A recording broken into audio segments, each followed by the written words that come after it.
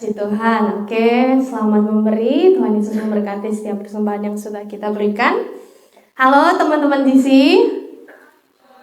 puji Tuhan, senang banget hari ini akhirnya boleh ke ibadah GC hari ini. Ini untuk pertama kalinya aku kesini dan puji Tuhan, dipercayakan Tuhan boleh sama-sama di tempat ini. Aku bukan serta-merta mengajari kalian semua, tapi aku pun di sini sama-sama belajar. Aku mau membagikan sesuatu apa yang Tuhan taruh dalam hidupku. Oke, puji Tuhan. Perlu pengenalan lagi nggak? Boleh? Oke, perkenalkan, namaku Florencia, bisa dipanggil Kak Flo. Dan puji Tuhan, di tempat ini dipercayakan Tuhan untuk berpraktek, membantu pekerjaan Tuhan yang ada di tempat ini. Oke, teman-teman, firman Tuhan hari ini, jangan bawa tegang ya teman-teman, santai-santai. Coba bilang kanan kirinya, semangat, semangat, semangat. Ayo, semangat, semangat. Puji Tuhan.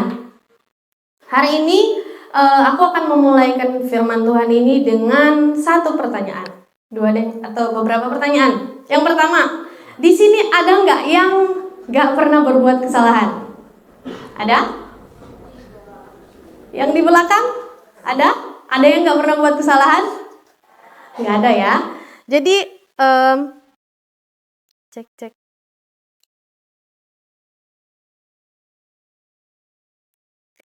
Oke.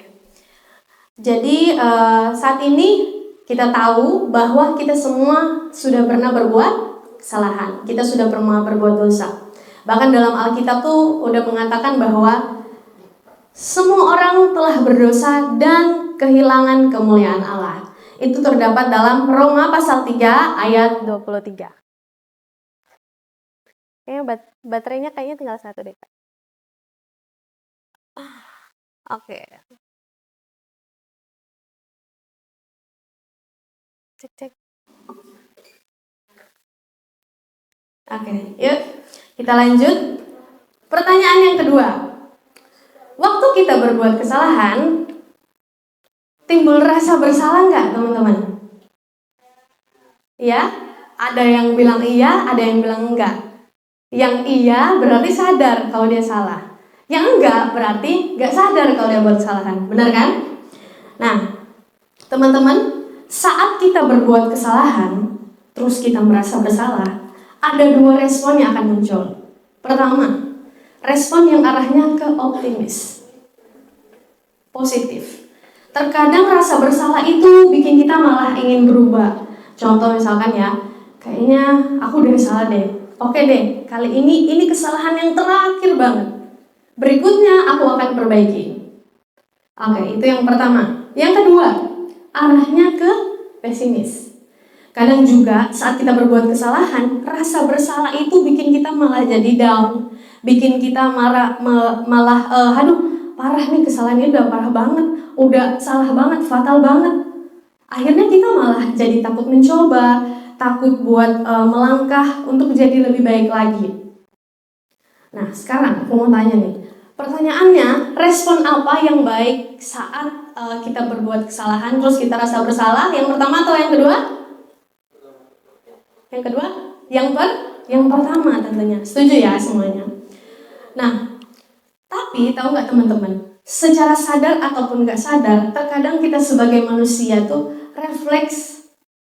Kadang tuh kita langsung kayak overthinking, biasa lah kan, anak muda salah dikit, overthinking, salah dikit, langsung berpikiran, aduh kayaknya begini dan lain sebagainya. Akhirnya jadi pesimis, terus jadi takut untuk mencoba.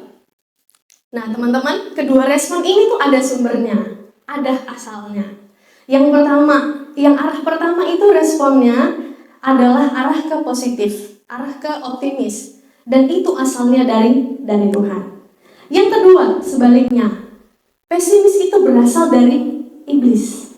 Nah teman-teman, hari ini kita bakalan belajar know the voice. Kita harus cari tahu, kenali suara yang muncul dalam hidup kita.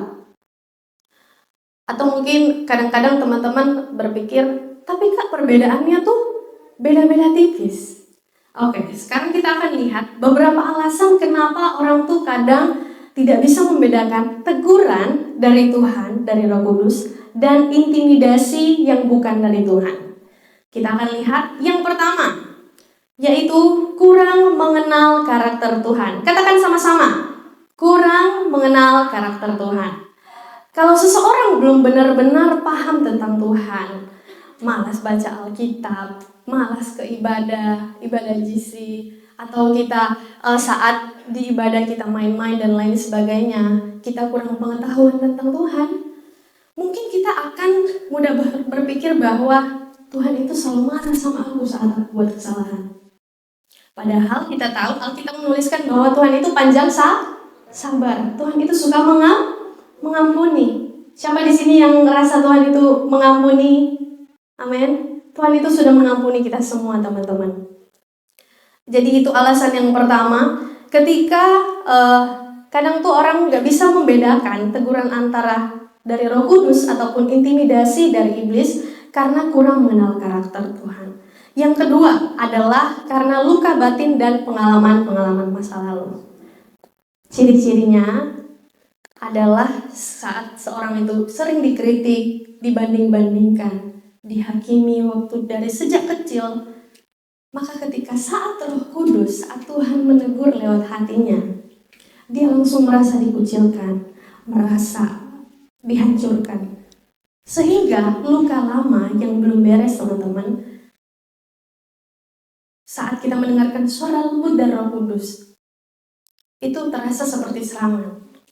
Itu yang kedua. Yang ketiga ini tidak punya dasar firman yang kuat. Kalau kita jarang mengisi hari-hari kita dengan firman Tuhan, isi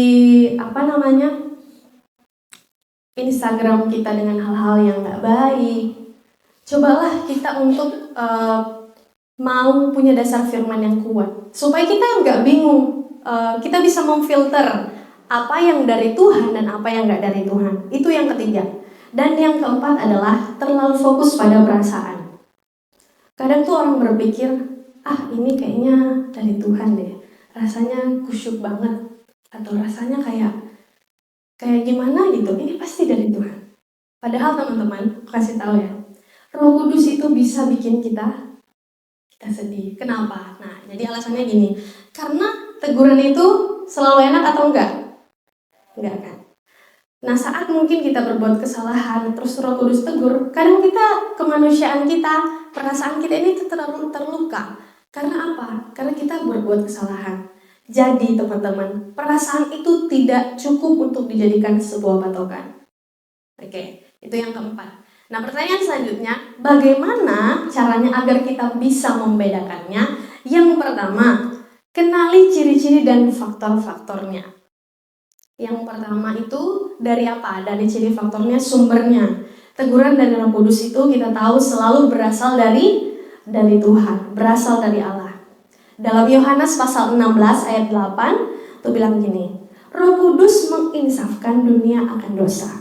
Jadi tujuan Tuhan menegur lewat Roh Kudus itu adalah mengembalikan kita kepada Tuhan. Sedangkan intimidasi yang bukan dari Tuhan itu adalah tuduhan dari si jahat.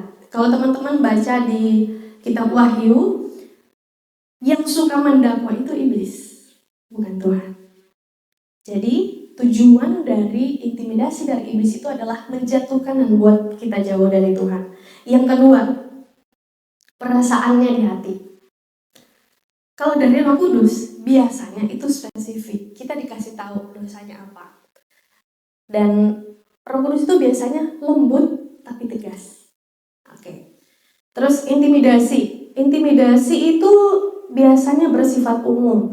Dia selalu menghakimi, membuat kita putus asa, dan tidak memberikan kita jalan keluar. Itu yang kedua. Itu ciri-ciri di mana faktor perasaannya kalau kita rasakannya. Yang ketiga adalah sasaran. Teguran dari Roh Kudus itu sasarannya itu pada perilaku kita. Fokus untuk memperbaiki perilaku kita. Perbuatanmu itu salah. Yang kamu lakukan ini salah. Seharusnya seperti ini, dan seperti ini. Sedangkan intimidasi, sasarannya adalah pada identitas. Pernah nggak teman-teman dengar suara kayak gini? Kamu tuh buruk, kamu jelek, kamu nggak berharga. Itu intimidasi, teman-teman. Dan yang keempat adalah dari faktor dampak. Dampak dari teguran Roh Kudus itu selalu membangun, mengarahkan kita kepada pertobatan, membuat kita jadi rendah hati, dan ujungnya kita selalu ada harapan. Sedangkan intimidasi membawa kepada ketakutan, membuat kita minder, membuat kita tertutup, menjauh daripada Tuhan, menjatuhkan, dan tidak ada harapan tentunya. Yang selanjutnya, yang kedua, setelah kita tahu ciri-ciri dan faktornya, kita coba bertanya pada diri sendiri. Ini ada 3 pertanyaan yang bisa kita tanyain ke diri sendiri. Apakah ini membuat saya ingin datang kepada Tuhan atau lari dari Tuhan? Itu yang pertama. Yang kedua, apakah suara ini, ya, kita respon terhadap suara ini memberi harapan atau membuat saya merasa tidak berharga?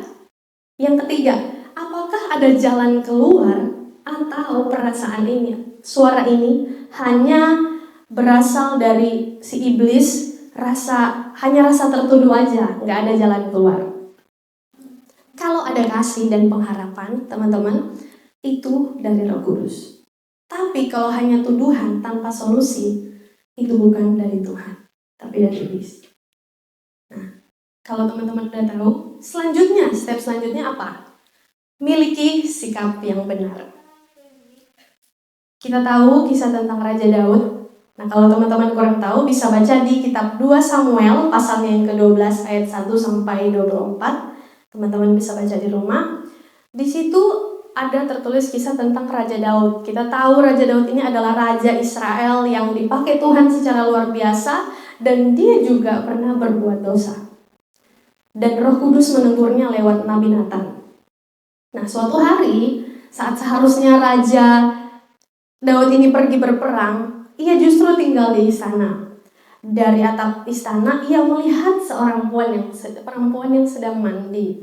Dan akhirnya Daud ini tergoda, lalu mengambil perempuan ini sebagai istrinya. Dan dia mengambil keputusan yang salah tentunya, ya teman-teman. Ia berbuat dosa, dan bahkan Daud ini berusaha menutupi kesalahannya. Dan di sana Tuhan gak diam. Tuhan tahu Daud ini adalah orang yang luar biasa. Tuhan mengutus Nabi Nathan untuk menegur Daud. Nathan ini menceritakan Daud, perumpamaan yang kemudian menyadarkan Daud bahwa dia adalah orang yang bersalah. Secara lengkap teman-teman bisa baca di situ. Dan saat ditegur oleh Nabi Nathan, Daud ini enggak membela diri. Daud berkata, "Aku telah berdosa kepada Tuhan." Dan Daud benar-benar menyesal dan benar-benar bertobat. Bahkan kalau teman-teman mau lihat di Mazmur 51, itu isinya semua adalah doa pertobatan dari Daud. Jadi pada intinya, teman-teman, teguran daripada Tuhan adalah untuk memulihkan dan bukan untuk mempermalukan. Jadi teman-teman, kita melihat di sini yang kedua, kita lihat contoh yang kedua. Contoh dari intimidasi yang bukan dari Tuhan itu ada ke Yudas. Kita tahu akhir kisah kehidupan Yudas itu seperti apa.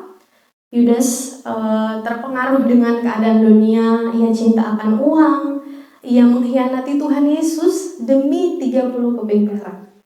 Bahkan di akhir kehidupannya, dia menyesal, sempat menyesal, tapi tidak membawa dia kepada pertobatan. Ia dikuasai rasa putus asa dan mengambil keputusan yang sangat tragis, teman-teman. Ia gantung diri, dan kita lihat di sini bahwa yang dialami oleh Yudas adalah menyesal tapi tidak datang kepada Tuhan. Nah, teman-teman, sekarang kita bisa tahu kan, apa bedanya yang dari Roh Kudus, teguran dari Roh Kudus, dan intimidasi dari iblis. Aku nggak tahu apa yang teman-teman alamin saat-saat ini. Mungkin saat kita ada di sini, kadang tuh ada suara-suara, kamu nggak berharga, ngapain kamu beribadah sama Tuhan? Tuhan tuh nggak mau mengampuni kamu. Ada satu cerita nyata, teman-teman, satu kesaksian. Ada seorang anak perempuan yang waktu ia kecil, ia itu sangat ceria dan sangat aktif. Namun ketika ia berusia 8 tahun, harus kehilangan sosok ayah. Jadi ia bertumbuh tanpa figur ayah. Dan memasuki masa remaja, ia mulai melakukan hal-hal yang tidak berkenan di hadapan Tuhan. Bahkan sampai masa SMA, ia masih hidup dalam dosa yang mengikat hidupnya. Nah, singkat cerita teman-teman, di akhir masa SMA-nya ia merasakan bahwa Tuhan tuh cinta banget sama dia, Tuhan tuh sayang banget sama dia. Tetapi ternyata iblis gak suka dengan rencana Tuhan yang Tuhan mau nyatakan dalam kehidupannya. Dan suatu ketika saat ia mulai taat pada rencana Tuhan, muncullah suara-suara dalam pikirannya. Kamu orang berdosa, ngapain kenal Tuhan? Ngapain kamu datang kepada Tuhan? Tuhan tuh gak mengasihi kamu.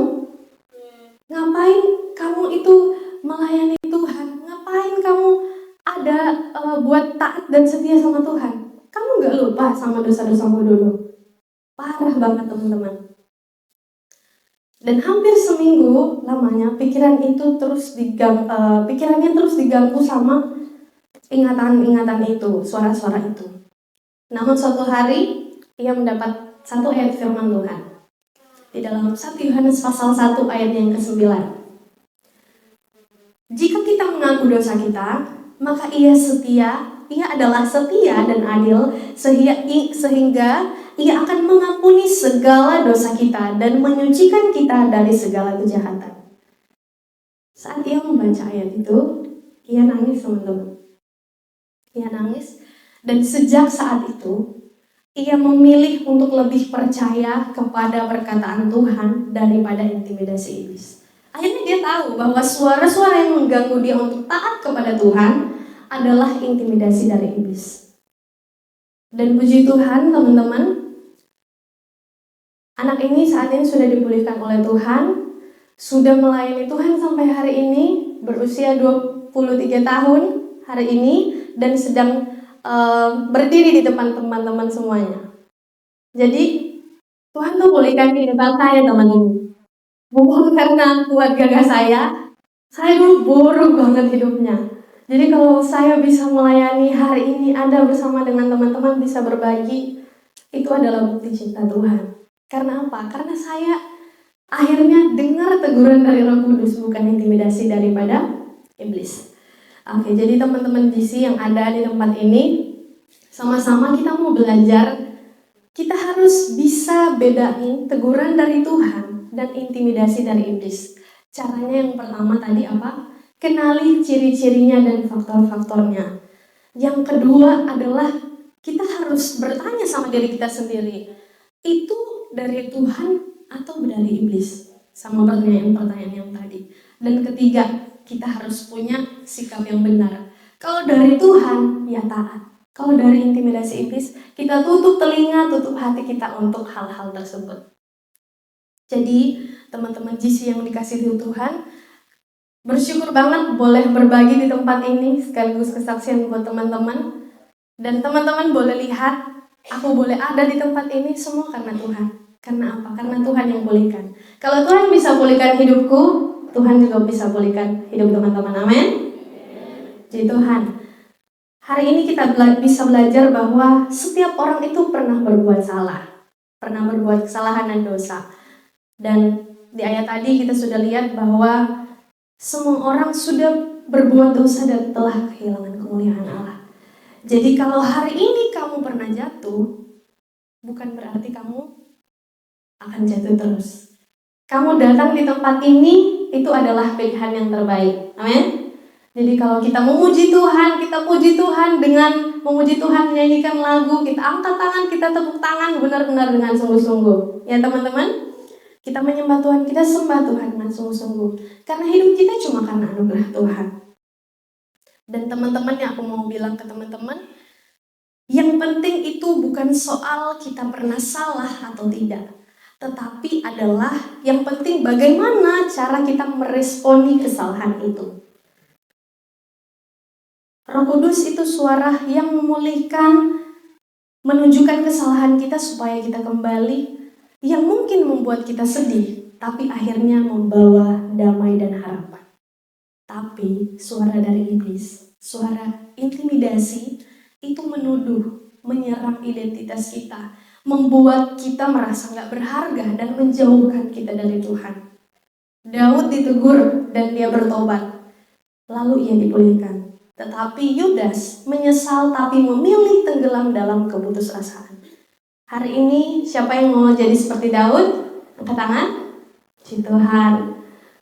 Jadi teman-teman, kalau kamu salah, kalau kita salah, datang kepada Tuhan. Kalau ada suara yang bilang, kamu gak layak, ngapain kamu ada di sini, ngapain kamu ibadah? Ingat, itu bukan dari Tuhan. Ingat baik-baik. Karena teguran Tuhan itu selalu punya tujuan untuk memulihkan dan bukan menghancurkan. Jadi mulai hari ini, jangan biarkan intimidasi menguasai pikiranmu. Kenali suara Tuhan, dekat dengan Tuhan, dan uji setiap pikiran dengan firman Tuhan. Dan ingat ini baik-baik, hidup kita bukan ditentukan atas kesalahan-kesalahan kita, tetapi kita ditentukan oleh kasih Tuhan. God corrects to restore, not to destroy. So, when you fall, don't run from Him, but run back to Him. Puji Tuhan, saat ini firman Tuhan yang singkat, teman-teman. Saya mau ajak kita nyanyi, boleh ya? Oke, saya mengundang pemain musik. Hari ini, waktu saya dapat materi ini, luar biasa teman-teman. Jadi, sebagai anak-anak Tuhan, pasti ada banyak cara iblis buat menjatuhkan kita, buat mengganggu kita. Bahkan di tempat ini, kadang-kadang tuh iblis bisa kacaukan pikiran kita. Entah kita memikirkan hal-hal apa atau suara-suara yang masuk dalam pikiran kita. Iblis tuh punya banyak cara buat mengacaukan kehidupan kita. Jadi kita harus, saya katakan harus, karena ini adalah hal yang penting. Kita harus bisa bedain suara Roh Kudus dan suara intimidasi dari iblis. Kita percaya bahwa kita ini adalah anak-anak Tuhan, amin. Aku minta teman-teman boleh tutup mata.